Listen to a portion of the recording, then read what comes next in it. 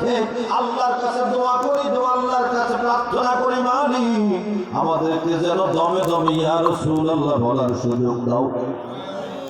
আমরা যতদিন বাঁচবো ইয়া রাসূলুল্লাহ বলে ডাকতে চাই কি চাই না? আমাদের জবান আমরা মরে গেলেও যেন জবানে দাঁড়িয়ে থাকি ইয়া রাসূলুল্লাহ, আমরা কবরে গেলেও যেন জবানে দাঁড়িয়ে থাকি ইয়া হাবিবাল্লাহ, ঠিক না? শুধু তাই না, আমরা মাঝে মাঝে গাইতে থাকি ইয়া রাসূলুল্লাহ ইয়া হাবিবাল্লাহ ইয়া রাসূলুল্লাহ ইয়া হাবিব।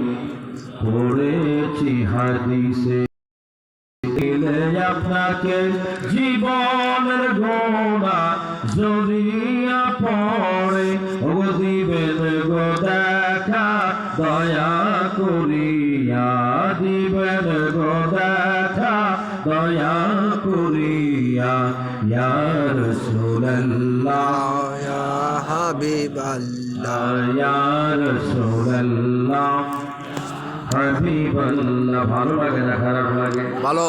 দুশ্মন হইলে খারাপ লাগবে, আশা করিলে ভালো লাগবে, ঠিক কিনা বলেন?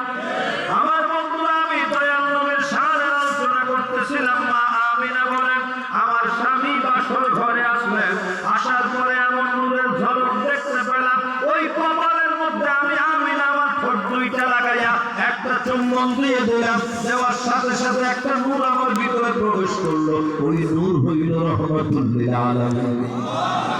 একটু বড় করে বলেন আল্লাহু আকবার, বলেন ইয়া নূরাল্লাহ।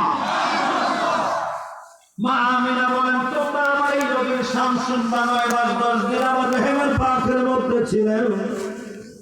আমি আমিনা কি করতাম একটু শোনো দুনিয়ার মানুষ। আমি যখন পানি আনতে যাইতাম, কুয়ার পাশে যাইতাম, দেখতাম যাওয়ার আগে বালতির মধ্যে রশি লাগাইয়া মা বোনেরা একবারে নিচ থেকে পানি টেনে টেনে উঠায়, কত কষ্ট কইরা। আমি আমিনা কুয়ার পাশে আসার আগে কুয়ার ওই নিচের পানিটা আমার এই নূরের নবীর সম্মানে উপরে উঠে যেত। আমার নিচু হইয়া বালতি ফেলে পানি উঠানো লাগে নাই। আমি আমিনা পানির পাশে যাওয়ার সাথে সাথে পানি আমারে